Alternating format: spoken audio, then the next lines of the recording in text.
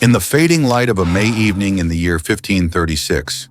when the air inside the Tower of London clung to the skin like damp wool, and the sky seemed to press downward with the weight of secrets no one dared to speak aloud,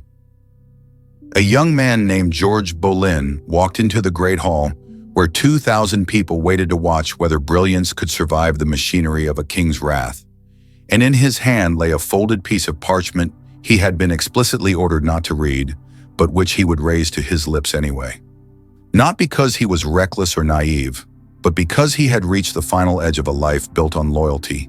intellect, and a courage that had been underestimated for far too long. Yet to understand why George, a polished diplomat who spoke 4 languages, who dazzled the French court before he turned 30, who smuggled banned Protestant texts into England tucked among diplomatic papers,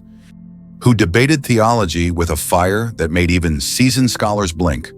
would choose to ignite the fuse of his own destruction, one must travel back through the corridors of the spring of that year, when the Boleyn world so golden, so influential, so deeply woven into the crown began to rot under the surface, while everyone still smiled at court banquets and played tennis under the sun. Because George was not the shallow background character popular dramas paint him to be, but a Renaissance mind raised on scripture and scholarship. A man whose closeness to his sister Anne was rooted in shared convictions and shared ambitions and shared faith. Bonds that would later be twisted into something monstrous by men far more dangerous than they appeared, especially Thomas Cromwell, the king's minister who once stood beside Anne in the same reformist cause, but began drifting into his own hunger for power and wealth when the dissolution of the monasteries opened a river of coin and influence, and Anne insisted those riches should be used for education and charity, while Cromwell believed they were the crown's by right and his by proximity. And as long as Anne remained queen, he could not remake England in his image. So he planned something ruthless with the cold precision of a surgeon carving out a tumor, establishing secret legal commissions on April 24th, stirring suspicion around Anne's harmless conversation with Henry Norris on the 29th, arresting the musician Mark Smeaton on the 30th, and extracting a confession under conditions only commoners could be subjected to. And by the 1st of May, even as the May Day jousts erupted with color and cheering crowds, Henry VIII abruptly abandoned the celebration with Norris in tow after Cromwell whispered whatever poison he had prepared. And from that moment, the king's world turned dark and narrow. And by the afternoon of May 2nd, Anne was pulled from a tennis game and taken to the Tower while George was seized at Whitehall, possibly because he had run there after hearing rumors of his sister's arrest. Possibly because the trap had been crafted to close on him exactly at that place and hour, and both were locked away as the most shocking accusation of the Tudor age crashed over England that George had committed incest with the Queen. Claims whose dates did not align with either sibling's recorded whereabouts and whose details were stitched together with the desperation of a minister determined to erase an entire political faction. And during the 13 days in the Tower, George received letters from his wife Jane that history later distorted into betrayal, even though real evidence shows she pleaded for him, comforted him, and mourned Anne with dignity, while the men tried on May 12th were all sentenced to die, no matter what they said. And when George finally faced his own trial on May 15th, surrounded not by impartial jurors, but by men personally threatened by his existence, his own uncle, the Duke of Norfolk, Charles Brandon, who had always despised Anne, Henry Courtenay and Henry Pole, who wanted Jane Seymour elevated, and Henry Percy so shaken he had collapsed during Anne's trial and could not even attend George's. He stood before them, not as a frightened prisoner, but as a man unbroken, answering every charge with such sharp logic and calm authority that witnesses compared him to Thomas More. And then came the moment that scorched itself into history. Someone handed him the note containing claims that Anne had once told Jane Seymour the king was neither potent nor skillful in bed. And although he was ordered to keep silent, George lifted the paper and read it aloud, detonating a truth Henry VIII could not tolerate, because if the king was impotent, the foundation of all adultery charges crumbled instantly. So in that single act, George exposed the trial as a farce, declared the lies aloud where 2,000 ears burned to hear them, and sealed his own fate because the verdict guilty had been written long before he entered the hall. And yet he chose defiance over survival, choosing a moment of pure, irreversible truth rather than the quiet suffocation of falsehood. And so George Boleyn, brilliant, doomed, fiercely loyal, became a man who walked knowingly toward the scaffold 2 days later, leaving behind a question that will haunt every chapter of this 10-part story. How does a kingdom justify killing an innocent man whose only crime was speaking truth in a court built entirely on lies? And what unseen forces stalked the shadows of the tower long after the blade fell and the cheers of the crowd dissolved into uneasy silence? The nights that followed George's arrest settled over London like a sheet of wet velvet, heavy and suffocating, clinging to every corridor of the tower with the slow certainty of something alive. And as the first hours of his imprisonment unfolded, the world outside still throbbed with rumors too thick to ignore, whispers passing from merchant to soldier to courtier about what the king had done, what Cromwell had set in motion, and what fate was crawling toward the siblings who had once seemed untouchable. And inside the stone walls, George began to understand that the machinery grinding around him no longer cared about truth or fairness or the dazzling intelligence that had once made him indispensable. Instead, he found himself trapped in a place where the air tasted of damp iron and old death, where footsteps echoed like distant warnings, and where every torch guttered low as though afraid to illuminate what was coming. And as the hours stretched, there were moments when he sat alone in the Martin Tower, the chamber cold enough that he could see his breath drifting into the stale air, and he felt a strange quiet settle into his bones. Not the quiet of peace or surrender, but the quiet of a man who begins to see that his life is no longer a straight line, but a spiral tightening inward, drawing him step by step towards something irreversible. And in that quiet, he thought of Anne, somewhere within these same walls, perhaps gripping the edges of her pallet bed, perhaps pacing in circles as she replayed every conversation of the last 6 months, trying to find the moment when safety became illusion, when Cromwell shifted from ally to architect of her ruin, and though they were separated by hallways, locked doors, and armed guards, George could almost feel her fear vibrating against the stones, a mirrored tremor of his own. The guards who brought him food did so with a mix of avoidance and pity, as if they could sense he was no ordinary prisoner, as if speaking too long or too gently with him might expose them to the same invisible contagion of royal displeasure that had swept him into the tower with terrifying ease. And when they left, their boots clicking down the narrow stairs, George would close his eyes and lean his head back against the wall,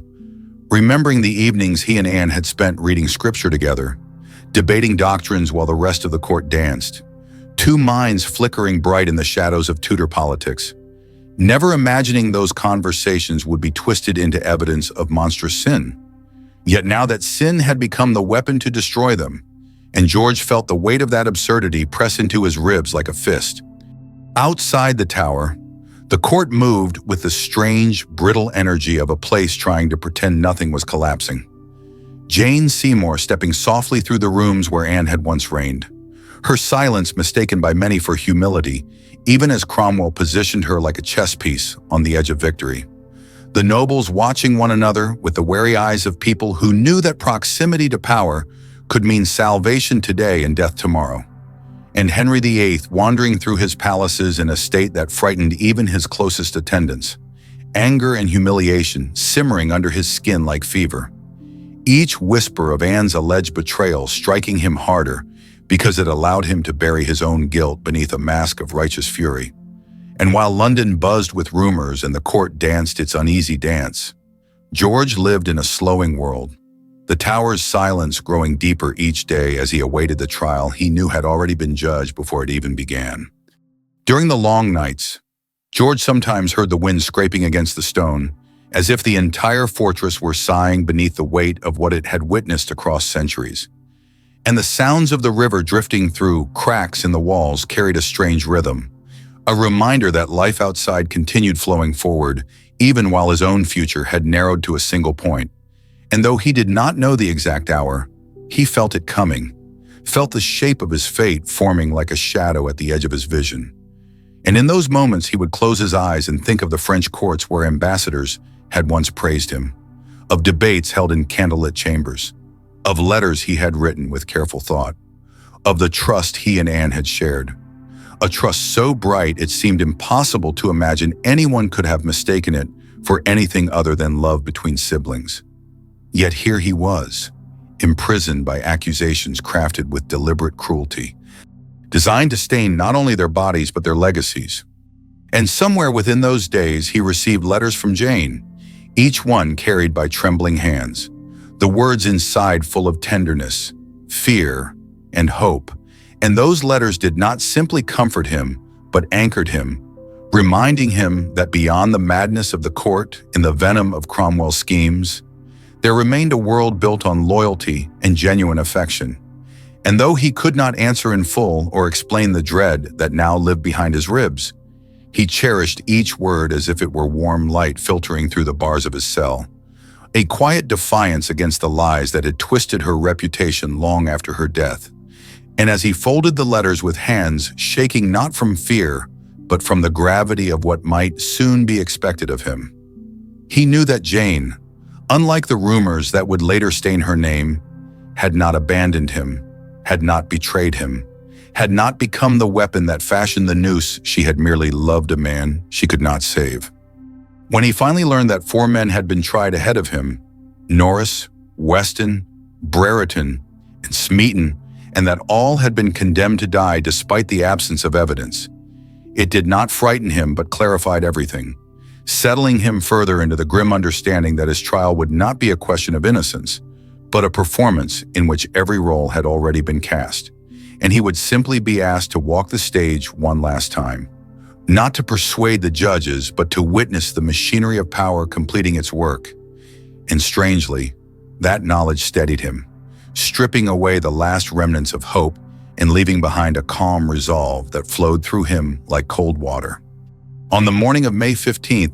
as the guards escorted him from his cell, torches flickering in the corridors, George felt the tower's stones pulse with the echoes of others who had walked these steps before him. Generations of men whose fates had been shaped by kings far less unpredictable than Henry VIII. And as he emerged into the packed hall, where thousands waited with a hunger that mixed dread with spectacle, he felt no tremor in his footsteps, only the quiet certainty that he could no longer save his body, but perhaps could still save something far more valuable, his truth. And this knowledge helped him lift his head higher, helped him steady his breath as he prepared to enter a room where his uncle Norfolk would wear the mask of a judge, where men who despised his family would sit in heavy chairs pretending justice demanded their presence, where every face in the audience yearned for blood, yet secretly feared they might one day take his place. When he stood before them and heard the charges laid out, his mind moved not through fear but through clarity, slicing apart each accusation with the ease of a scholar dismantling an illogical argument. And those who watched him felt the extraordinary composure radiating from him, the kind that made even his enemies acknowledge his brilliance. And he spoke with a calmness that was almost eerie given the stakes. And for a moment, the air inside the hall shifted, as if the crowd sensed something inside this young man that refused to bend or crumble. Something sharper and more luminous than the lies circling around him. And then the note was handed to him, that forbidden scrap of ink and parchment containing the humiliation of the king. And in that instant, he understood everything. Understood that this was the final pivot of his life, the point at which silence would kill him as surely as speech, and that if death was certain, then truth was the last weapon left to him. So he lifted the note, his voice steady as he read aloud the words that shattered Henry's carefully constructed narrative, revealing the impotence at the core of the adultery charges. And as the hall gasped, as the king's shame rippled outward like a chill through every spectator, George Boleyn sealed his own fate with a courage that glowed like a dying star, bright enough to scorch the dark for one last moment. And when the verdict came guilty, predetermined, irrevocable, he simply bowed his head once, not in submission but in acknowledgement that he had played his final card,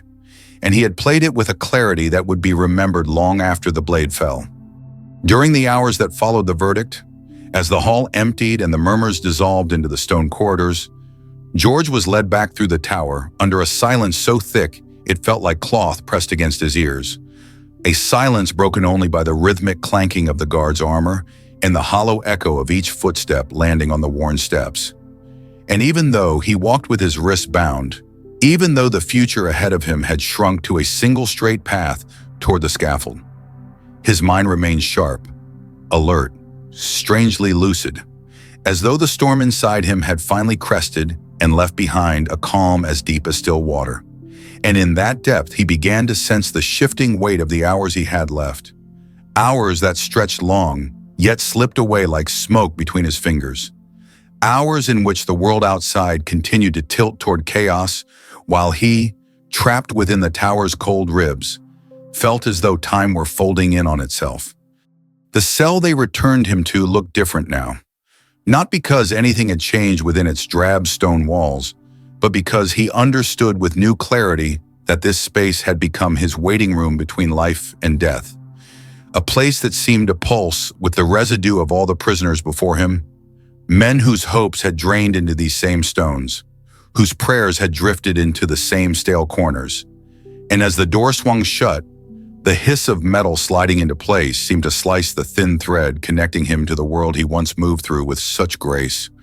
In the hours that followed,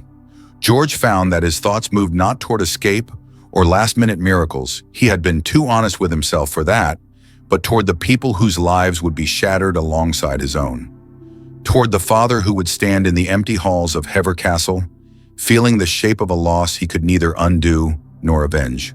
Toward his wife Jane, whose love had been both anchor and torment in these final weeks. And most of all, toward Anne. Not as queen, not as the political lightning rod who had risen and fallen with the speed of a comet, but as the sister who had walked through childhood with him, who had shared books and dreams and secrets, who now, somewhere within these same walls, faced a darkness as cold and deliberate as his own. He imagined her sitting alone in her chamber, breath trembling between her teeth, hands knotted in her lap as she whispered prayers into the stale air. And he wondered if she, too, felt the strange, eerie quiet that had begun to settle over him since he read aloud the forbidden lines in court. A quiet not born of defeat but of final clarity. A quiet that made him feel as though he were walking not toward death, but toward some inevitable conclusion he had recognized long before the first accusation was ever spoken. As the afternoon drained into evening, he requested writing materials, and for a while the scratching of quill against parchment became the only sound in the dim chamber. Each stroke carrying pieces of him outward into the world he would soon leave behind. And though the letters he composed would never survive the centuries, one can imagine the weight behind each word, the tenderness he folded into the sentences meant for Jane, the half-finished thoughts addressed to his father,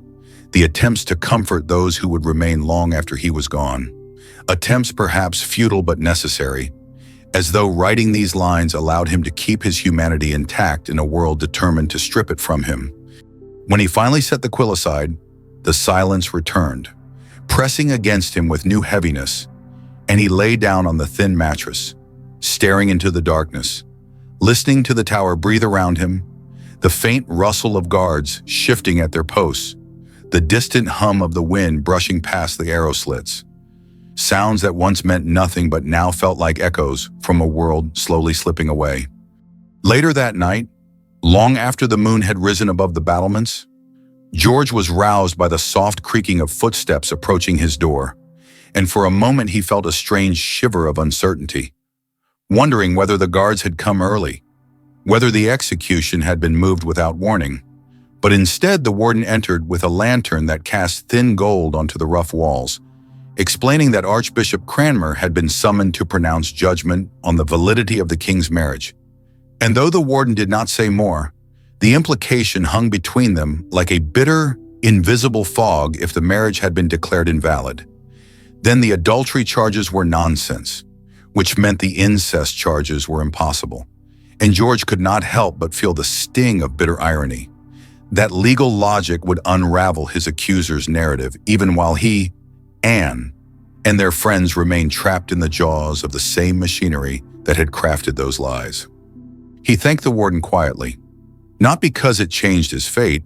but because in the final days of a man's life, even small gestures of civility become precious. And once the lantern glow disappeared down the hall, he sat alone with the knowledge that the truth was being twisted in real time, reshaped to suit the king's desires, each change pushing him further from justice and deeper into the silence that awaited him. By morning, a strange stillness had settled into his body, a kind of resignation that felt less like surrender and more like acceptance, as though he were stepping into a story that no longer belonged to him alone, but belonged to the many faces who would remember him, reinterpret him, diminish him, or elevate him in ways he could not control. And he found that thought oddly liberating, a release of the last threads tying him to the desperate need to defend himself. Outside his chamber, the tower stirred with quiet movements, messengers going back and forth between the king's council and Cromwell's inner circle, their hushed voices carrying barely audible fragments that seeped through the cracks like drafts of cold air words like swordsman. Tower Hill, schedule moved, words that signaled no delay, no reconsideration, only the tightening of the final steps that would lead him upward toward the scaffold where the world would watch his story close. As the guards escorted him outside for a brief moment of air, he looked up at the gray sky above the tower, a sky heavy with unshed rain, and he felt the wind brush across his face with an intimacy that startled him, as though the world had come to offer him one final gesture of softness. And in that moment, he understood why so many condemned men in this place had spoken of seeing beauty more clearly in the hours before death. Because the mind, stripped of hope and fear, sharpens itself into something keen and luminous. And the smallest details, a fluttering pigeon wing, the ripple of clouds, the uneven stones beneath his feet seemed to pulse with meaning. The guards allowed him only a short while before ushering him back. But in those minutes, George felt a calmness settle into his bones, a readiness that surprised even him. When evening fell, and the sounds of the tower shifted again into night's heavy rhythm, George lay awake listening to the slow breathing of the fortress, and his thoughts drifted to the others who would die with him. Men he had hunted with, debated with, laughed with. Men whose fates had been sealed not by guilt, but by the king's need for a clean ending. And he wondered if they were awake now, if they too felt the strange mixture of dread and serenity that had wrapped itself around him. He wondered whether Mark Smeaton regretted his confession, whether Norris felt anger or sorrow, whether Weston prayed, whether Brereton tried to prepare his mind for the blade's cold kiss. And the thought of them filled him with a grief that was both personal and universal. A reminder that in Cromwell's world, innocence offered no shield, and friendship offered no escape. As the last candle outside his chamber guttered into darkness, George finally closed his eyes, letting the darkness fill the space where fear once lived. And in those final minutes before sleep took him, he breathed deeply, feeling the stone beneath him, the damp air around him, the weight of his body still tethered to the earth. And he whispered a quiet prayer, not for deliverance, but for courage, for the strength to face the morning as the man he had chosen to be. The man who had spoken truth when silence was expected. The man who would meet death with the same composure he had shown in life. And with that prayer lingering on his lips, he let himself slip into sleep, knowing that when he awoke, the path ahead would be irreversible, the final steps already waiting to echo beneath his feet. The morning that followed descended over the tower like a muted shroud, a thin veil of pale light struggling to enter through narrow slits in the stone. And when George opened his eyes, he felt for a moment as if he had surfaced from a deep pool where dreams and reality had blended into one fluid, indistinguishable current. Because the silence of dawn inside these walls carried a strange weight, a recognition that last nights often disguise themselves as ordinary nights until the dawn begins to peel away their disguise, revealing edges sharper than anything the mind can prepare for. And as he lifted himself from the thin mattress, the cold of the stones seeped into his palms, reminding him that the fortress was awake, listening, breathing in a rhythm older than kings, and its breath brushed against him with a familiarity that made him feel like one more ghost in its long history. The tower never rushed.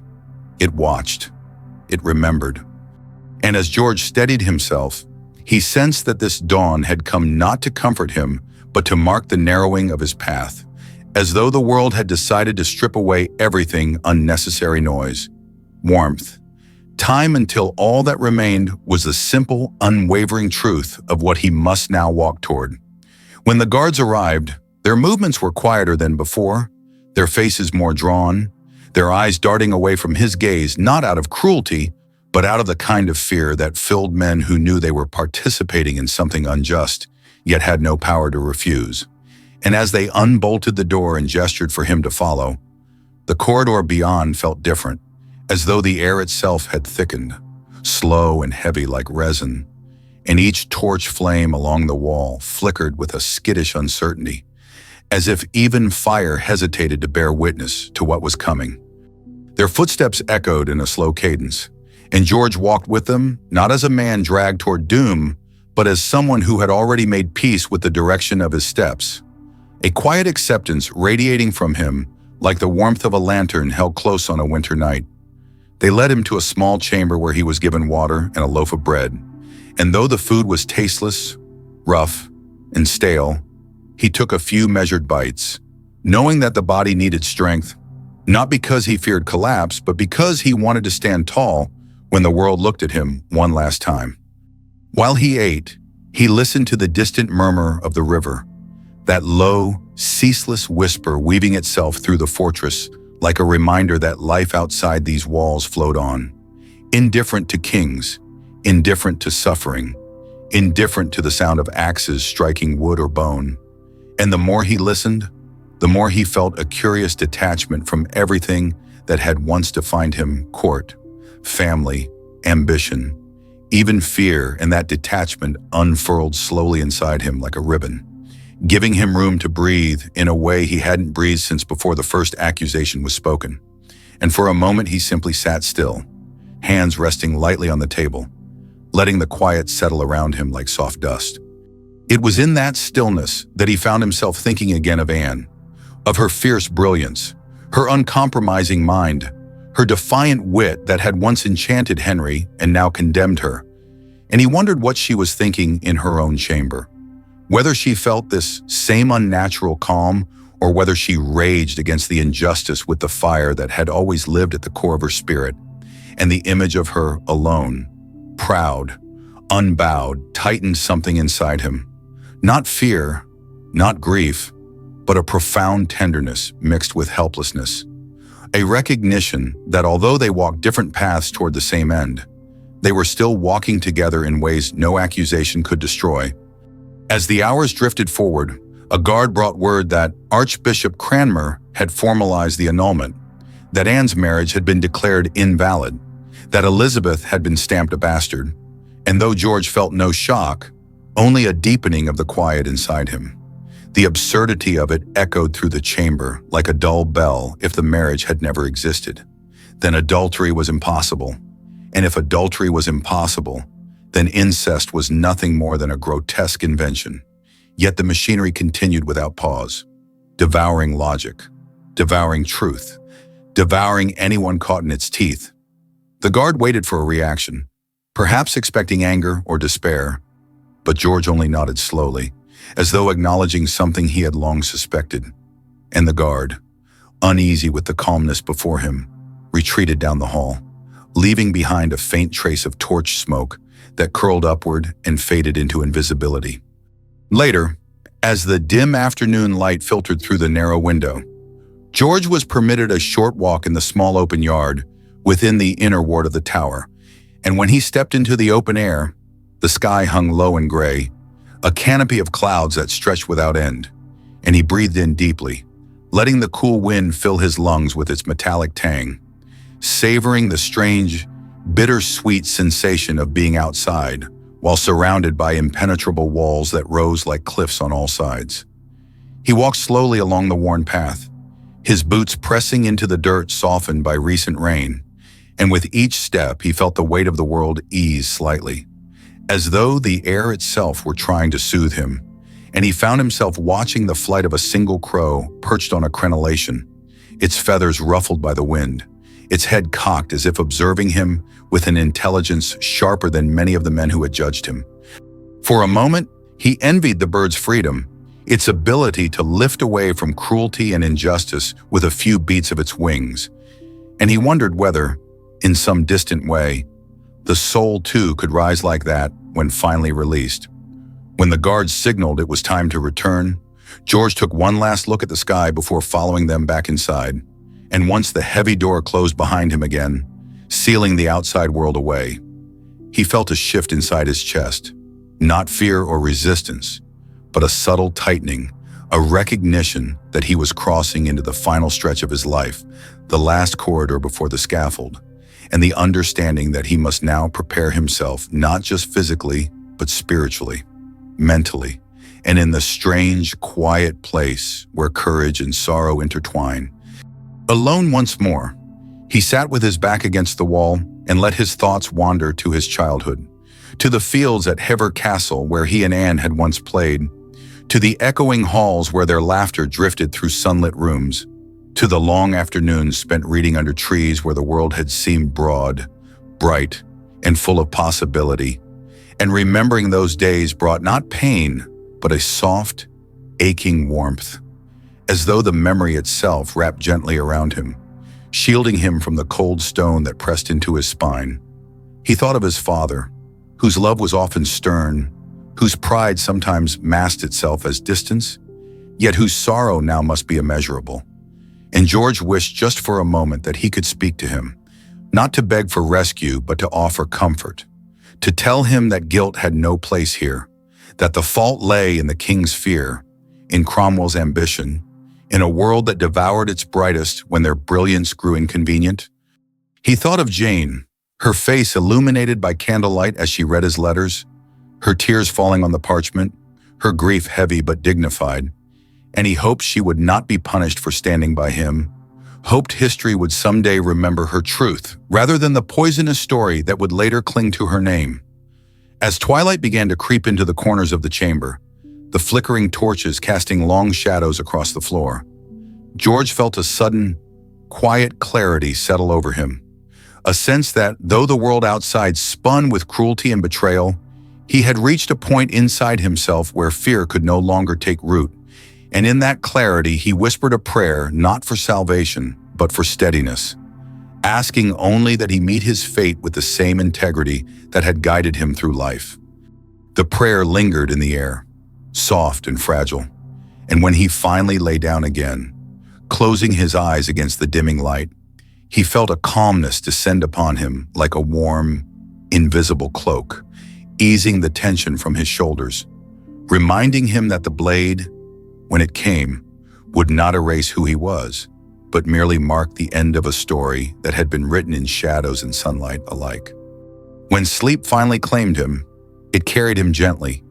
as though even the darkness understood that this man, so wrongly condemned, deserved a moment of peace before the world rose to take him from it.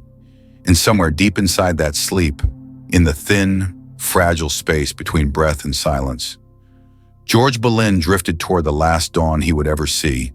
unaware of the thousands of eyes that would soon watch him, unaware of the poet who would witness his death and carry it like a wound for the rest of his life, unaware that his final moments, though soaked in tragedy, would echo across centuries long after the king who condemned him had turned to dust. The dawn that pulled George from sleep was not gentle, not soft, not the kind of light that eased its way into a room through kindness, but a thin, cold brightness that crept across the floor like something searching for him, marking the moment he would be called to walk the narrow line between the world of the living and the place where memory waits to claim whatever pieces history decides to keep. And as he opened his eyes, he felt the strange stillness in his chest deepen, a stillness that came not from surrender, but from understanding. Because there are moments in life when a man realizes he is no longer moving through time, but being carried by it, borne forward not by choice or resistance, but by the sheer momentum of everything that has led him to the exact breath he is taking. and George felt that now a kind of weightless gravity pulling him toward the inevitable. The cell was unchanged, the stones still cold, the air still carrying the faint scent of iron and dust. Yet the world within those walls felt sharpened, heightened, as though every detail had taken on meaning simply because he might never see it again. And he sat up slowly, letting his hands rest on his knees, grounding himself in the physical world one last time before thoughts, memories, and unspoken truths began to drift through him like smoke rising from a distant fire. Before the guards arrived, he found a moment to whisper a quiet prayer, not the desperate pleading of a man begging to be spared, but the contemplative murmur of someone asking only for the strength to be true to himself. And as he whispered those words into the heavy air,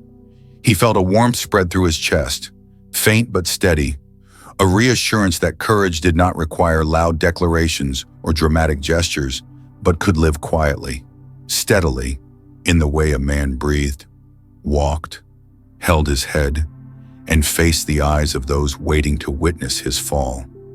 When the bolts slid back and the guards stepped inside, their faces carried the uneasy stiffness of men who had slept little, who had spent the hours before dawn staring at walls and wondering what it meant to escort an innocent man toward death. And though they did not speak, George sensed something like sorrow in their movements, a hesitancy in the way they gestured for him to rise, as though they were asking forgiveness simply by existing in their roles. As they led him through the corridors, the tower shifted around him, its ancient stones groaning as if awakened, and the narrow passageways seemed to pulse with the weight of everyone who had ever walked them under similar circumstances. Echoes of the condemned woven into the mortar like whispers caught in spiderwebs. And George walked with quiet steps, his gaze steady, absorbing the way light flickered against the walls, the way the cold air flowed through the arches, the way the world inside this fortress felt both impossibly small and impossibly vast. When they reached a chamber where he was given time to prepare himself, he found on the table a basin of water, rough towels, and a small mirror whose surface had dulled from years of handling, and he lifted it gently, studying his reflection with a detachment so calm it startled even him. Because the face looking back at him was not the frightened face of a condemned man, but the composed, thoughtful expression of the diplomat he had once been, the scholar who had debated with poets and ambassadors, the brother who had supported Anne through every storm. As he washed, he closed his eyes briefly, letting the cool water trace the line of his jaw, letting it fall into the basin with soft ripples that echoed like a heartbeat. And in those brief moments, he felt the world slow again, as though granting him one last sliver of time to reflect on the people he loved. He thought of Anne, imagining her now, not as queen, not as a symbol, but as the sister who had shared laughter with him in gardens and whispered confidences under candlelight. And he wondered if she had been told the hour of her death yet, wondered whether the swordsman summoned from Calais had already arrived, wondered whether she, too, felt the peculiar blend of serenity and sorrow that filled him now. He thought of Jane, her loyalty misremembered by later generations, but so clear to him in every word she had sent during these weeks. And he wished he could tell her that nothing she had done had been in vain, that her love had mattered in ways the world might never see. And he thought of his father, Thomas Boleyn, a man crushed beneath the collapse of his own family, a man who had climbed the rungs of power only to find that each was coated in venom. When the guards returned, they handed him clothes cleaner, finer than he expected, and as he dressed, he felt the fabric slide over his skin with a strange, surreal gentleness, as though the garments had been chosen to remind him that dignity was not something any king could strip away. And once he was ready, they escorted him down the winding stairs that led toward the center of the tower, each step reverberating like a slow drumbeat, marking the rhythm of a procession only he could hear. As they emerged into the courtyard, the air shifted around him, colder, heavier, infused with the distant hum of a gathering crowd outside the gates, a hum that vibrated through the walls like a heartbeat pressed against stone. And George paused for a moment, lifting his gaze toward the sky where the clouds moved in long, slow streaks of gray. and in that pause he drew a breath so deep it seemed to anchor him in place. He was permitted a final meeting with a priest, and though the conversation that followed was private, carried in soft tones within a small chamber draped in shadows. Those who later spoke of it said that George did not seek absolution for crimes he had not committed, but reflected instead on the nature of sin, on grace, on the strange path that had led him to this place. And the priest who left the room afterward did so with tears in his eyes, shaken not by George's fear, but by the absolute absence of it. When the time finally came to walk toward the scaffold, George stepped into the open air with a poise that startled even those who despised him, and the guards formed a silent corridor around him as they led him through the tower gates and into the swelling noise of the crowd gathered on Tower Hill. Thousands had come, some out of morbid curiosity, others out of loyalty, and many out of a quiet, troubled sense that something deeply wrong was unfolding before them. And as George approached the platform, the crowd's murmur softened, a strange ripple of hush sweeping across them, as though the very sight of him demanded stillness. The scaffold rose high, built so far above the ground that every spectator near and distant could witness the king's justice in full. And as George climbed the steps, his boots meeting the wood with steady, measured thuds, he felt no trembling in his limbs, no wavering in his breath, only a deep calm that wrapped around him like an invisible mantle. At the top, he saw the axe, gleaming faintly under the flat morning light, and beside it the executioner, whose face remained obscured beneath a hood, but whose posture betrayed discomfort, as though he wished he had been assigned to another task on another day. George looked out over the sea of faces, men, women, children, nobles standing stiffly in their velvet coats, servants craning their necks from the back of the crowd, foreign envoys watching with heavy suspicion, and for a moment he allowed himself to absorb the sheer magnitude of the moment, aware that these thousands would carry his memory in fragments, altered or preserved or distorted by their own emotions. He was given permission to speak, and as he stepped forward, the wind tugged at the edges of his clothing, carrying his words across the silent hill. He spoke not to protest, not to insist on innocence, but to reflect on sin in its broadest, most human form, to caution those gathered about the dangers of courtly flattery, to remind them that power was a blade that turned on its wielder as often as on its target. And his voice, steady and resonant, carried through the crowd with a clarity that made even the most hardened courtiers lower their eyes. When he finished, he turned with a quiet, almost tender composure, as though releasing one last breath of life into the wind, and knelt before the block, resting his hands softly on the worn wood where so many had knelt before him. As the executioner lifted the axe, the wind grew stronger, rustling through the sea of spectators like a sigh rising from thousands of lungs at once. And in that moment, just before the blade fell, George closed his eyes, not in fear but in acceptance, ready to let the world slip from his shoulders and drift into the place where sorrow and memory would no longer touch him. And when the axe descended, the sound that followed was not a roar, but a stunned silence. A silence that rippled outward across Tower Hill, across London, across history. A silence that would linger in the mind of the poet Thomas Wyatt as he watched from the bell tower, trembling, tears dripping onto the paper he would later write upon, carrying the image of George's final moment for the rest of his life like a wound that refused to close. The silence that followed George Boleyn's death did not behave like any ordinary silence, because it did not fade or dissolve or drift upward into the gray sky like breath. Instead, it clung dense, heavy, and trembling at the edges, settling over Tower Hill and seeping into the walls of the fortress as though the stones themselves recoiled from what they had just witnessed. And while the crowd slowly unraveled into murmuring clusters, people whispering not in triumph but in unease,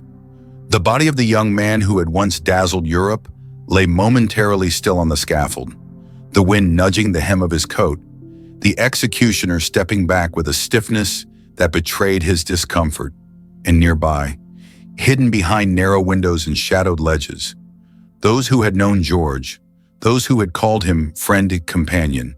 fellow courtier felt something inside themselves collapse quietly, not with spectacle but with the dull weight of a truth they could not speak aloud. Because in a kingdom ruled by fear, grief itself became a dangerous possession. Up in the bell tower, Thomas Wyatt staggered away from the window, pressing his hands against the cold stone as though the fortress had tilted beneath him. He had watched the blade fall, had seen the moment George's body folded, had heard the awful finality in the crowd's collective breath, and now he felt the memory lodge inside him with the permanence of a wound carved into bone. And as tears slid down his face, falling onto the back of his trembling hands, he knew that no matter how many years stretched ahead, no matter how many poems he wrote, no matter how many times he walked the palace corridors pretending to be whole, this morning would haunt him until the day he died, because he had not merely witnessed the death of a friend, he had witnessed the destruction of a man whose mind had burned brightly enough to illuminate the cracks of a corrupted court. And that brilliance had been extinguished not by guilt, but by power. Below, George's body was taken gently from the platform, his head placed beside him with a solemnity that did nothing to ease the brutality of what had occurred, and his remains were carried toward the chapel of St. Peter at Vincula, where so many victims of Henry's will were laid to rest. A modest space where prayers mingled with shadows and where the floorboards held more sorrow than any church in London. And as the small procession moved through the tower grounds, the guards escorting the bier walked with an uncharacteristic reverence, their earlier stiffness replaced by something quieter,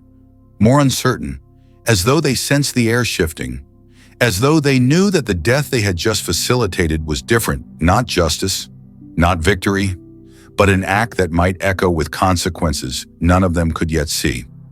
While George's body was being prepared for burial, the tower gates opened again,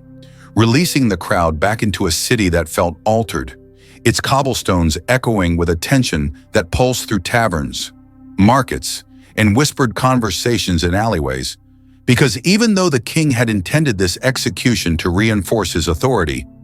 many among the onlookers had found themselves shaken by the dignity with which George had met death, shaken by the eloquence of his final words, shaken by the unmistakable sense that a court had just destroyed one of its brightest minds. And these doubts, fragile as they were, spread like ripples on a dark lake, subtle yet impossible to contain. Inside the tower, news of George's execution reached Anne before the burial was complete, and though the guards remained silent as they delivered the message, they could not hide the way their eyes flickered toward her with a mixture of pity and dread. Because Anne had always been a flame brilliant, fierce, illuminating, and now, upon hearing that her brother had been executed, that the charges had succeeded in claiming both of them, something inside her seemed to shift, not extinguish but transform, as though the fire at her core had condensed into a colder, sharper brightness, and she folded her hand in her lap, lifting her chin in a gesture that carried both fragility and defiance, and whispered a brief prayer under her breath, the words too soft for anyone to hear, yet heavy with the grief that had no place to go. For the rest of that day, the tower seemed to hold its breath, its corridors quieter than usual, its guards speaking in hushed tones, its stones absorbing the weight of a death that had carved itself into the very atmosphere, and even the ravens that perched along the battlements moved with unease, hopping from one crenellation to another as if unwilling to settle, and the sky, gray and low, pressed against the city with a heaviness that mirrored the sorrow inside the fortress. When George's body was finally placed into the earth beneath the chapel floor, the burial was performed with quiet solemnity. No elaborate ceremony, no procession of mourners, no music to soften the edges of loss. And yet, for those who attended, the moment pulsed with a depth that no lavish ritual could have matched. As the priest murmured the final blessing, the few who stood nearby bowed their heads not only in respect, but in recognition that something unjust had been committed here, something that could not be hidden by proclamations or decrees. And as the earth was laid over him, as the final stone was set into place, it felt as though the tower itself exhaled a long, low sigh that carried both resignation and sorrow. Far away in the palace, Henry the Weary received word of the execution with an expression that flickered between satisfaction and irritation, a strange, unsettling mix that revealed more about his state of mind than he perhaps intended. He had expected this act to settle something inside him to quiet the doubts, the humiliation, the gnawing fear that he had been betrayed not by his wife but by his own body, but instead it only deepened the restless agitation that had begun shadowing him. And as he paced through his chambers, the courtiers around him kept their eyes lowered, their lips pressed into thin lines, aware that the king's temper was a storm searching for a new direction, a new lightning strike. Cromwell, meanwhile, received the news with the cool detachment of a man who understood that a political victory was rarely clean, rarely triumphant. And though he allowed himself a moment of relief, quiet, measured inward, he also knew that the machinery he had set into motion had cost the kingdom something intangible yet profound. The death of George Boleyn had torn open a space that could not be easily filled, and the ripples of this death would continue to spread in ways even he could not entirely control. As night approached, candles flickering in windows throughout the tower, Anne was left alone in her chamber, the silence deeper than ever before, the air pressing in around her like invisible hands, and she sat with her eyes fixed on the darkness beyond the narrow window, imagining her brother's resting place beneath the chapel floor, imagining the peaceful stillness that had finally settled over him, and her thoughts drifted through memories dancing together at court, sharing whispered jokes behind fans, debating scripture in sunlit gardens, supporting each other through every triumph and storm, and with each memory the ache inside her deepened, a hollow ache that felt as though someone had reached into her chest and taken something irreplaceable. But even in that grief, a strange clarity began to form inside her, a clarity that softened her fear and steadied her breath, because she understood now that the world had taken from her all that it could take. The worst had already happened, the unthinkable realized, and what remained was merely the final movement of a tragedy that had begun long before her arrest, a movement she would face not with resignation, but with the same fierce composure that had once captivated a king and now carried her toward her own appointed hour. And as the moon rose high above the tower, spreading pale light across the battlements and casting long shadows over the courtyard where George had walked only a day before, Anne closed her eyes and whispered another prayer, this one not for salvation, not for mercy, but for courage, for peace, for the strength to meet her end with the dignity her brother had shown, the dignity that had left an entire crowd breathless and silent, the dignity that would echo across time long after the king who destroyed them had crumbled into dust. The night after George's burial wrapped itself around the tower like a living thing, a thick, unmoving darkness that seemed unwilling to make space for anything except grief. And inside her chamber, Anne sat with her hands folded in her lap, staring into the trembling glow of a single candle, as though she could find her brother's face somewhere within the flame. Unable to decide whether the weight pressing against her ribs was sorrow, fear, or simply the hollow echo left behind when a person loses the one soul who had always understood them without explanation. And as she breathed slowly, deliberately, she felt the tower walls draw closer, not as a threat, but as a reminder that her world had shrunk down to this room, this moment, this slow inhale and exhale of air that tasted faintly of old stone and ashes. She heard footsteps in the corridor, distant yet sharp, the soft clank of metal armor brushing against itself in a rhythm that had become the pulse of her days. And each sound carried a strange duality, the certainty of her fate and the uncertainty of the hour when it would arrive. Because though she had been condemned, the exact moment of her death still drifted somewhere in the shadows,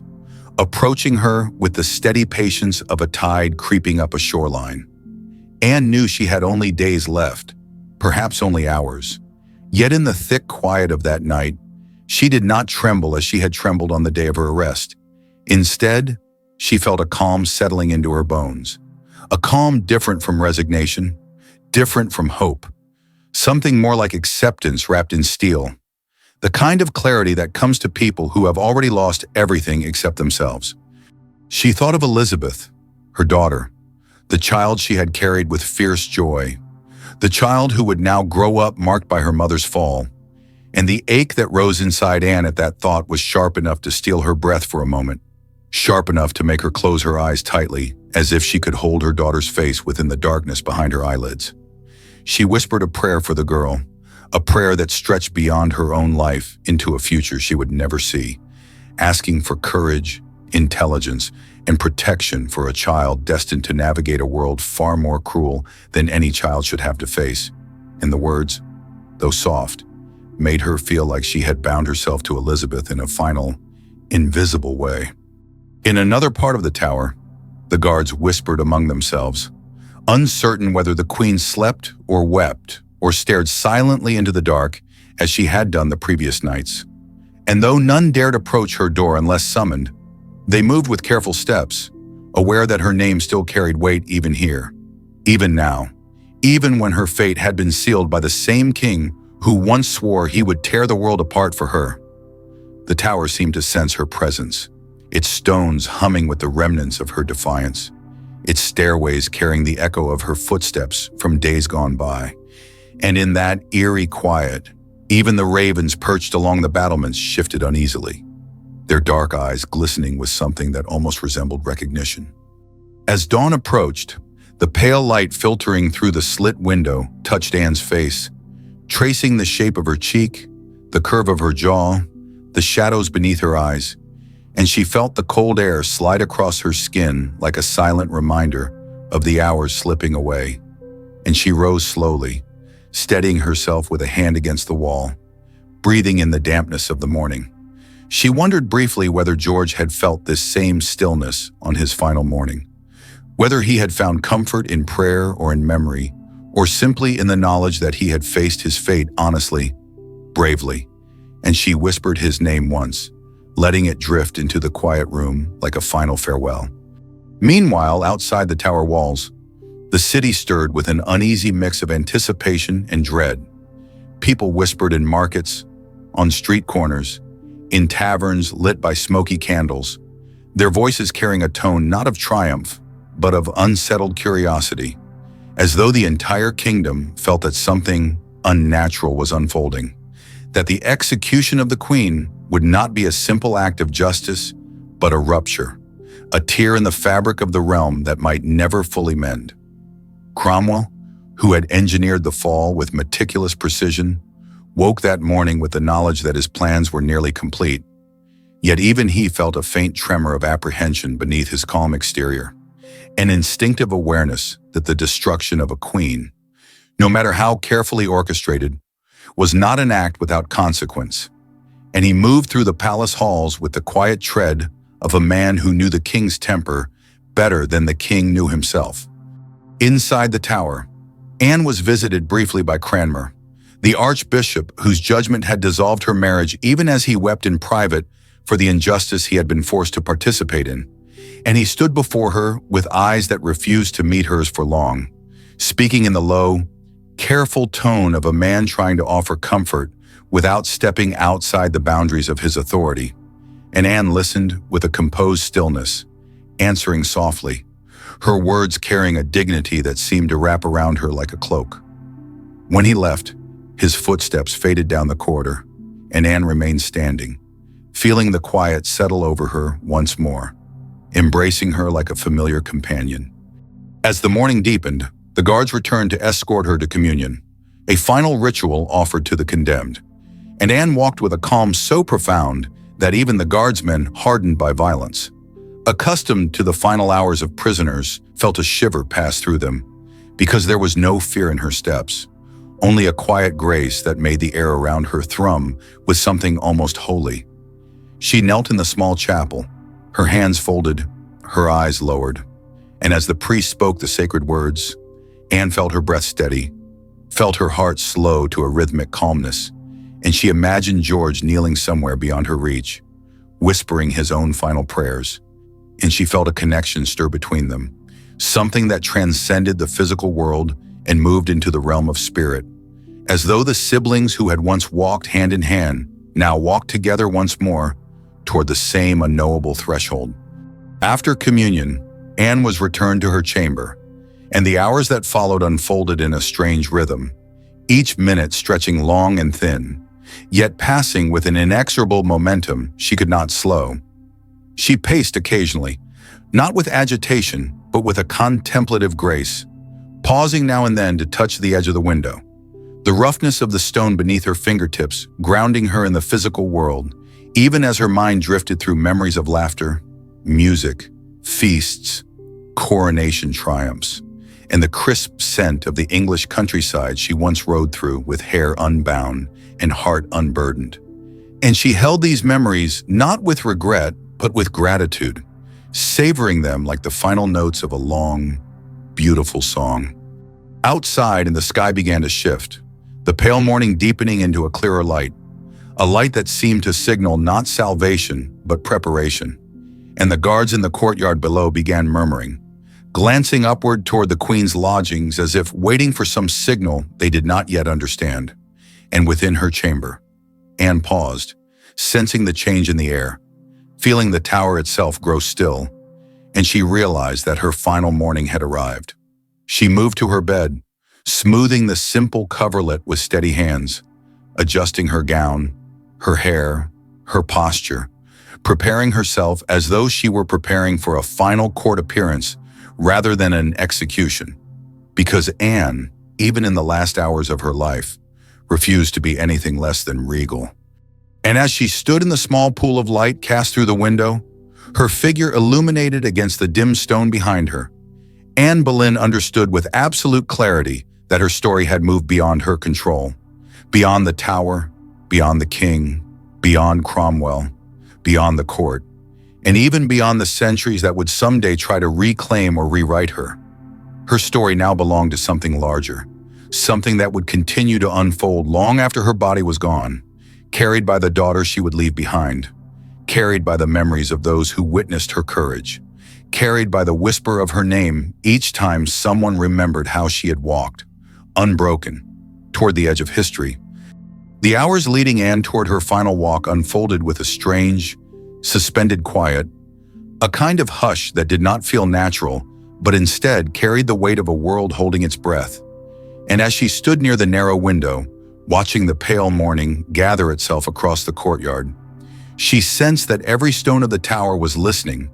as though the walls themselves understood that this day would carve itself into history and stain the memory of the realm far more deeply than any royal decree could. She reached up to adjust her linen cap, fingers moving with a precision that came from years of courtly discipline, and for a moment her reflection flickered faintly in the small fragment of polished metal hanging from the opposite wall. The face staring back at her thinner, sharper, yet impossibly composed, the eyes bright with a mixture of sorrow and resolve, and she breathed slowly, letting that breath cool her trembling ribs before turning away from the window to face what remained of the morning. When the guards arrived to escort her to the small antechamber, where she would wait for the signal from the lieutenant of the tower,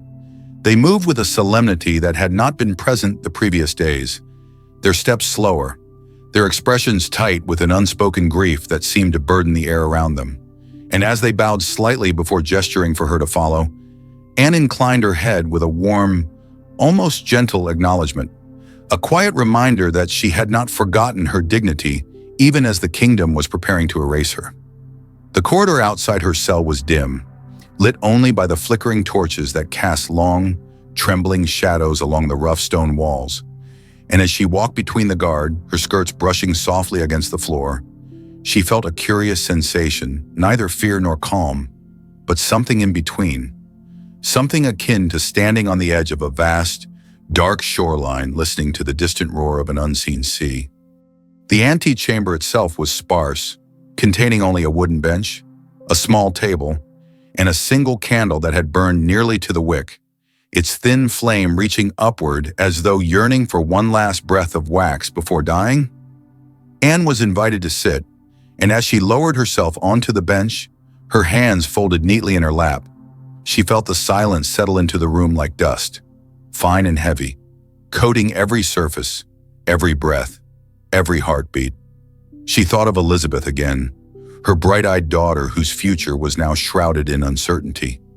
A child who would grow up without the guidance of the mother who had dreamed of a world where England might see a woman's reign, not as an aberration, but as an inevitability. And as she let that thought echo through her mind, Anne whispered her daughter's name beneath her breath, letting the syllables drift like feathers into the dimness. Minutes passed in long, slow stretches, the kind of minutes that seemed to deepen themselves with every second. And Anne found her mind drifting through memories,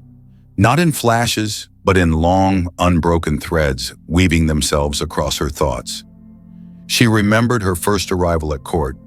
the sparkle in Henry's eyes when she danced, the heated whispers exchanged behind tapestries,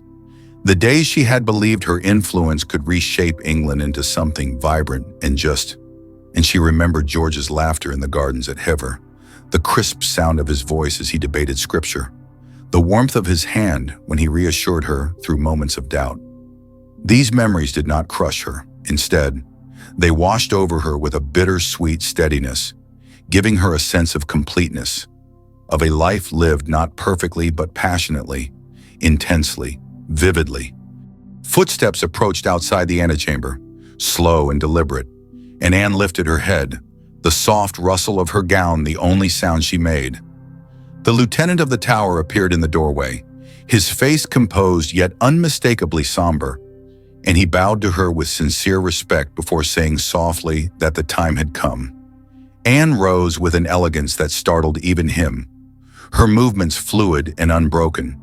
and as she stepped forward, she reached out to steady herself on the arm of one of the women who accompanied her. Though her touch was light, more a gesture of solidarity than a request for support. They walked through the tower grounds,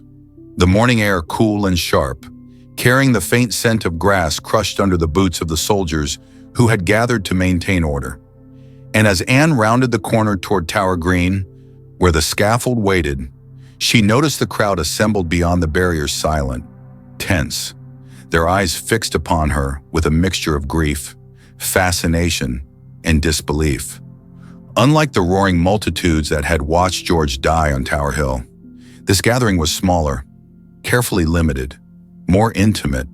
yet the weight of their collective gaze felt immense, as though every person carried a piece of England's conscience in their eyes. The scaffold rose ahead of her, clean and stark against the muted sky, its wooden planks gleaming with the pale sheen of fresh preparation. And beside it stood the French swordsman, a tall figure dressed in dark cloth, his expression unreadable beneath the calm mask he had perfected in years of training. And though Anne had requested this manner of execution, the sight of him sent a cold ripple through her spine, not fear of pain, but a sudden, acute awareness of the fragility of her remaining time. As she reached the steps leading up to the platform, she paused only briefly, closing her eyes in a final silent prayer before lifting her skirts and climbing steadily upward, the wood creaking softly under her weight. Upon reaching the top, she turned to face the crowd, drawing a breath so deep it seemed to steady not only her own body, but the trembling air around her. And when she began to speak, her voice carried with a clarity that surprised even those accustomed to her eloquence. She did not accuse, did not condemn, did not proclaim innocence or blame. Instead, she spoke with humility and grace, praising the king in the manner expected of a condemned queen, but infusing her words with a sincerity that made her final speech feel less like submission and more like a last gift to the daughter who would inherit her memory. Her voice trembled only once, on the syllable of George's name, but she recovered with a quiet dignity that brought tears to the eyes of more than one hardened soldier standing nearby. When her final words faded into the hushed air, she removed her headdress, folding it with care and handing it to one of her ladies, then knelt on the wooden boards, her hands tucked gently beneath her chin, her posture straight and graceful, the soft morning breeze lifting a strand of dark hair that had come loose from her bindings. The swordsman stepped forward, his movements precise and practiced, and he spoke to her softly in French, telling her to remain still, that she need not fear, that the strike would be swift and clean. And she nodded once, her eyes focused on some distant point beyond the horizon, as though she were already walking away from her body. The swordsman moved behind her, raising his blade in a controlled arc, and the crowd leaned forward, not with bloodlust, but with an instinctive reverence. Because even though they had come to witness a queen's death, they were now witnessing something else entirely, an ending that felt too intimate, too quiet, too profound to belong to the realm of public spectacle. The wind paused, the world stilled, and for a fraction of a breath, time seemed to hesitate, holding Anne Boleyn in a fragile, suspended moment before the blade descended with the soft, merciful finality of a single breath being released into the morning. When it was done, a tremor of silence swept across Tower Green, a silence so absolute it seemed to erase the sound of the blade, the rustle of clothing, the muffled weeping of her ladies. Even the ravens perched along the battlements fell still, their black feathers unmoving in the gray air. The swordsman stepped back, bowing deeply, and Anne's ladies rushed forward, their cries breaking at last into the open, shattering the fragile quiet as they gathered her body with a mixture of devotion and despair, their hands trembling as they wrapped her gently for burial. As they carried her away toward the chapel where her brother lay beneath the stones, the tower seemed to exhale again, a slow, mournful breath carrying the weight of two unjust deaths into the somber air. And in the distance, bells began to toll, marking not just the fall of a queen, but the turning of an age. A shift so subtle that few recognized it in the moment, yet so profound that it would shape the destiny of the very child who now remained motherless. The hours after Anne's execution passed through the tower like a slow-moving fog, dense and muffled and refusing to lift, as though the fortress itself were reluctant to return to ordinary time. And the people within those walls moved through the day with a kind of hushed disorientation, their footsteps soft, their voices low, their faces carrying the unsettled heaviness of those who have borne witness to something they cannot unsee. And while Anne's ladies tended to her body with trembling reverence, wrapping her in simple cloth and preparing her for burial beside her brother, the air inside St. Peter ad Vincula grew thick with the mingled sorrow of two deaths that had no justice in them. Two lives extinguished beneath the weight of a king's fear and a minister's ambition. Outside, the courtyards were nearly empty, as though the execution had drained the strength from the very earth. And even the ravens, usually bold and raucous, perched in wary silence along the crenellations, their dark silhouettes cutting sharp shapes against the pallid sky. As Anne's remains were carried toward the chapel, the wind shifted, a soft, mournful breeze sliding across the tower grounds as though trying to accompany her on this last journey, and her ladies followed close behind, their hands clasped tightly around the cloth-wrapped body, their tears falling freely now that the eyes of the crowd were no longer upon them. And in their weeping there was not just grief, but a deep, aching bewilderment that the woman they had served, the queen, whose laughter had once brightened their chambers, whose sharp wit had kept courtiers on edge, whose fierce pride had fueled an entire movement of reform, had been reduced to this fragile final procession in the corner of a fortress that had swallowed so many before her. The funeral itself was muted, held within the dim sanctuary of the chapel where the floorboards already held the memories of countless lost souls. And as the priest spoke the last prayers over her body, the flickering candles cast long shadows along the uneven stones, reminding everyone present that even in death, Anne and George were bound not by guilt, but by the heavy, tragic cords of royal politics that had pulled them into the same pit. Far beyond the tower walls, London stirred uneasily, the news spreading slowly like a cold draft seeping under doors, and people in markets and taverns whispered in tight clusters,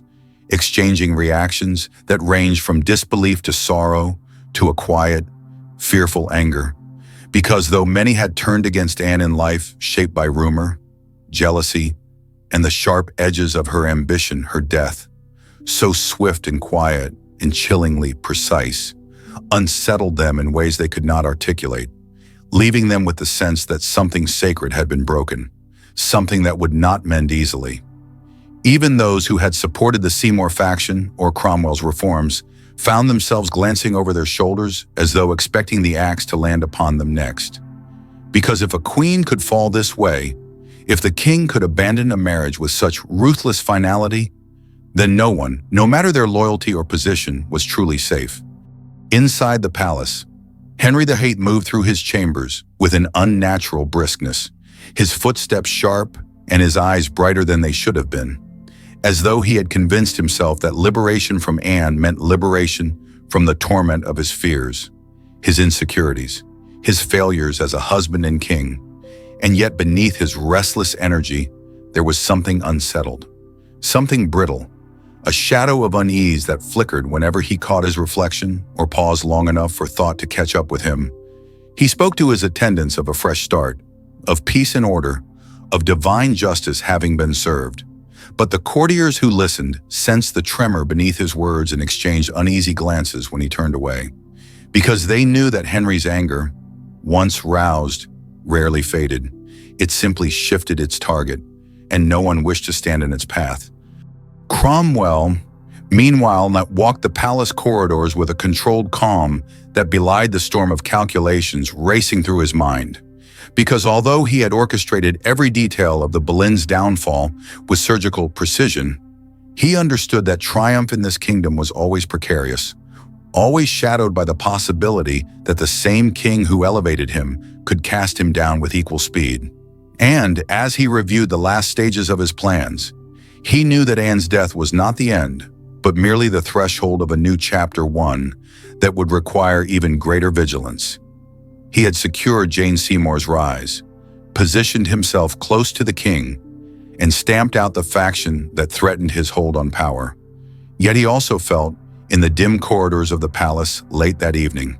a faint chill ripple across his spine, a quiet dread born from the knowledge that the tower, once awoken by such blood, seldom returned to sleep willingly.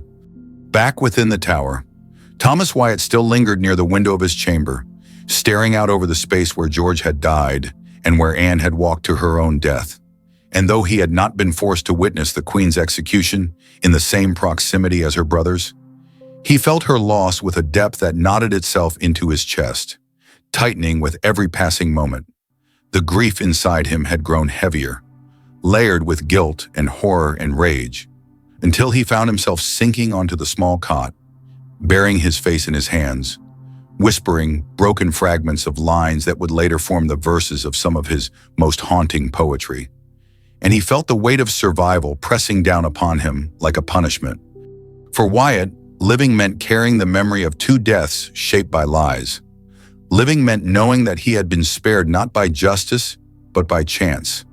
And he wondered whether he would ever again breathe without feeling the ghosts of the Boleyns standing just behind him. Night began to creep across the tower grounds, draping the battlements in a thick, dark shroud. And the air grew colder as twilight deepened into full darkness, the clouds low and heavy as though mourning with the fortress itself. Torches flickered in lonely patches of yellow along the outer walls, casting irregular shadows that danced like restless spirits across the stones. And the guards moved with slow, measured steps, their armor clinking in the quiet rhythm of men who no longer wished to hear their own thoughts. In the small rooms where Anne's ladies slept, or tried to sleep, muffled sobs rose and fell like waves, and the tower seemed to listen, absorbing their sorrow into its ancient bones. In St. Peter ad Vincula, the chapel where Anne and George now lay side by side beneath the floor, the air was thick with candle smoke and the faint scent of wax melting on cold stone. And if one were to kneel there that night, pressing a hand to the slab above their resting place, one might feel a strange warmth radiating from the ground. Not the warmth of life, but the lingering echo of two spirits still refusing to be silenced. The priest who had performed their burials lingered in the sanctuary long after the others departed, whispering private prayers for mercy, for peace, for forgiveness he could not articulate. And when he finally extinguished the candles and stepped outside, closing the chapel door behind him, he felt the tower breathe a slow exhale carrying centuries of grief, as though acknowledging the newest souls added to its heavy ledger. Anne's death sent ripples across the land,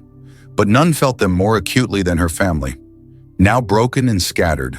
And in the quiet hours of that night, Thomas Boleyn paced the halls of Hever Castle, his face etched with a grief deeper than pride or ambition could shield him from, his steps heavy as though each one carried the weight of all he had gained and all he had lost. Jane Boleyn wept privately in her chambers, clutching the memory of George, not as the man history would later accuse her of betraying, but as the husband she had loved in complex, imperfect, deeply human ways. And her tears carried a bitterness that would never truly leave her. And somewhere far beyond the tower, little Elizabeth slept in a cradle far too grand for a child now declared illegitimate, unaware that her mother and uncle had died within days of one another,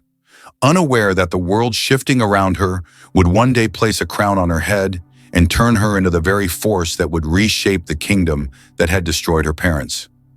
The tower grew still as the night deepened, the wind sliding through the arrow slits with a low, mournful sigh, and the fortress seemed to sink into itself, absorbing the day's events with the slow inevitability of stone collecting moss.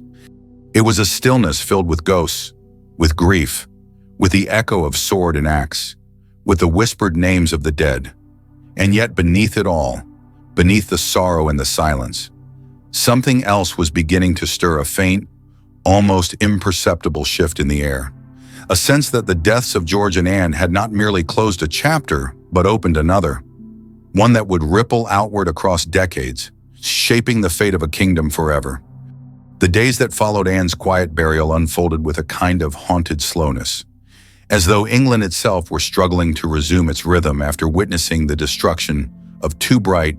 fierce souls whose absence left a hollowness that no decree or celebration could fill. And within the tower, the air remained heavy with the remnants of grief, each corridor carrying whispers of the two siblings whose last steps had echoed along these stones only days before, their memories lingering like faint imprints pressed into the very grain of the fortress walls.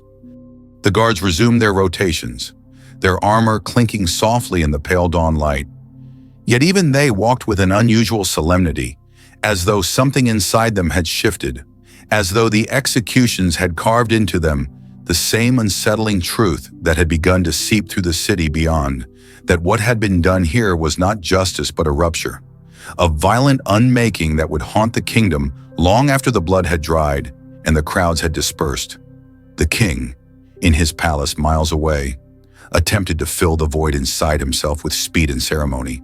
moving with almost frantic urgency toward the marriage he had long been anticipating, convincing himself that Jane Seymour would soothe the shame,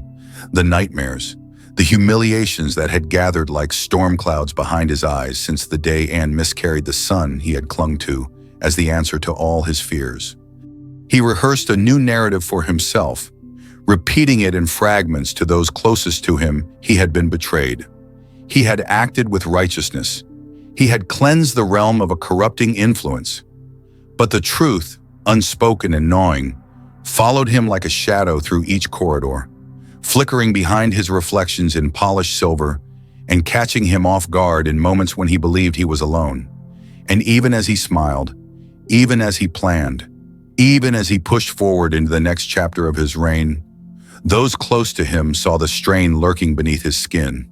saw the way his hands trembled slightly when he thought no one was watching. Thomas Cromwell, architect of the storm that had consumed the Boleyn family, found no peace in the triumph he had orchestrated with such meticulous precision.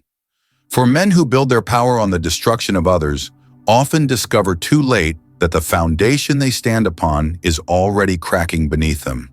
And as he moved through the palace halls with scrolls tucked beneath his arm and calculations racing through his mind,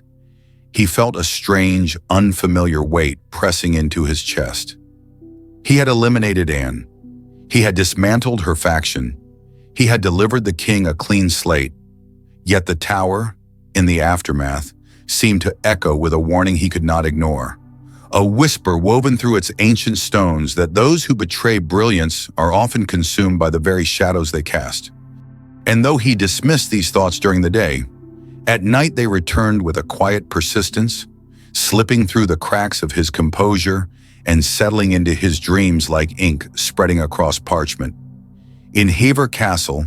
Thomas Boleyn moved like a ghost through the halls that had once been filled with laughter, music, and sunlight. each room now echoing with absences too large to comprehend, and the weight of grief bent his back in ways age never could. He replayed conversations with George, reimagined younger days with Anne, revisited moments when he had encouraged their rise, believing he was securing their future, only to find that he had unwittingly offered them into the jaws of a court that devoured its own with merciless hunger. His servants spoke of him in whispers, afraid to disturb the fragile stillness that enveloped him, and in the middle of the night he would wander out into the gardens, pacing beneath the same trees where Anne had once run as a little girl, pressing his trembling hand against the bark as though trying to anchor himself to a world that no longer belonged to him. Jane Boleyn, widow of George, lived her days in a quiet torment that no one around her fully understood, torn between the grief of losing her husband and the fury the world later fabricated about her supposed role in his downfall. And she felt the suffocating pressure of that falsehood sinking into the cracks of her life, threatening to swallow her whole. She remembered the softness of George's voice, his brilliance in conversation, the quiet moments when he had confided his fears and hopes, and the memory of his execution haunted her like a specter she could neither confront nor escape, filling her nights with visions of the scaffold and the echo of the blade. And though she tried to carry on, the weight of sorrow and isolation pressed into her chest until breathing itself felt like an act of defiance. In the tower, the chapel of St. Peter at Vincula grew more crowded with visitors than usual, not in public ceremony, but in quiet, private acts of mourning. For servants, soldiers, and even a handful of nobles slipped in during the early mornings or late evenings to kneel briefly upon the stones beneath which Anne and George now rested. No words were spoken, no prayers announced, but the silence in those moments felt charged with reverence, as though each person sought forgiveness from the dead for their own inaction or complicity or inability to stop what had happened. The priest who tended the chapel noticed these visits and said nothing, merely lighting candles and allowing their soft glow to fill the chamber with warmth. Each flickering flame, a fragile tribute to lives extinguished too soon. And within the tower's upper chambers, Thomas Wyatt found himself unable to sleep, pacing the stone floor until dawn each night, his mind replaying the moment George's head had fallen to the scaffold, the sound of the crowd gasping, the sharp brightness of the morning air. And he wrote lines of verse in the dim candlelight, his quill scratching furiously against the parchment, as though writing were the only way to release the grief that had lodged inside him like a splinter too deeply embedded to remove. His poems took on a darker tone, filled with images of storms, broken trees, collapsing towers, and the unpredictable violence of power. And he whispered George's name whenever the pain became too sharp to bear, as though speaking it aloud might dull the ache or summon the ghost of his friend to stand beside him once more. Beyond the tower and the palace, across villages and towns and rolling countryside, England's people absorbed the news in varied ways, some with fear, some with sorrow, some with a quiet sense of foreboding, for many sensed instinctively that this event would ripple outward far beyond its immediate consequences, shaping the future in ways no one could yet imagine. Mothers held their children a little tighter. Wives watched their husbands more closely when political conversations arose. Men walking home from taverns whispered to one another that the king's justice had grown too sharp, too quick, too hungry, and that anyone, no matter how favored or beloved, could fall beneath its blade. For all its political finality, the death of Anne Boleyn did not close her story. Instead, it opened a void into which the future poured itself with strange, unrelenting momentum, because somewhere in the palace, Elizabeth, her daughter, slept under the watch of nurses who did not yet know they were caring for the future queen, who would one day rule with a steadiness and brilliance that would eclipse the reign of the father who had condemned her mother. As Elizabeth grew, she would hear whispers, soft at first, then sharper, more insistent about the mother she barely remembered, and each whisper would braid itself into her heart until she carried her mother's courage like a lattice beneath her own resolve. And the tragedy that had taken Anne would become the silent foundation upon which Elizabeth built her own formidable strength. The tower, in the years that followed, retained the imprint of Anne and George like a bruise on its stone heart. And those who lived or worked within its walls often reported a strange heaviness in certain corridors, a lingering sadness in the chapel, an oppressive stillness near the places where the siblings had walked, as though the fortress itself remembered them in a way more permanent than any inscription or plaque could express. And though the world moved on, new alliances formed, new intrigues unfolded, new lives rose and fell in the harsh glow of royal ambition, the story of the Boleyns continued to unravel quietly beneath the surface of the kingdom, threading its way into songs, poems, rumors, and the whispered cautionary tales shared in the flickering firelight of country hearths. Time softened some memories, sharpened others, and eventually the truth of what had been done became clearer to those who studied the past with unclouded eyes. For the fabrications, the lies, the invented sins that had condemned George and Anne could not withstand the scrutiny of years. And slowly, piece by piece, history began to restore them not as paragons or martyrs, but as brilliant, flawed, luminous human beings who had lived fiercely and died unjustly. And in that restoration, their lives gained a second breath, their voices returning through documents, letters, testimonies, and the stubborn resilience of memory itself. In the quiet centuries that followed, Anne and George Boleyn came to occupy a strange, hallowed place in the tapestry of England's past, not merely as casualties of a king's temper, but as symbols of how devastating and transformative a single moment of fear or ambition can be, how a kingdom can fracture beneath the weight of its own narrative, how the truth, even when buried deep beneath stone and silence, eventually rises again like a flicker in the dark, refusing to be extinguished. And in that rising truth, the echo of their final days continued to breathe, a reminder that history remembers not only the kings who ruled, but the hearts that broke beneath the crown, the voices that were silenced yet continued to resonate, the souls who walked bravely into the shadows so that the world, centuries later, might finally see them in the light. Such a sortum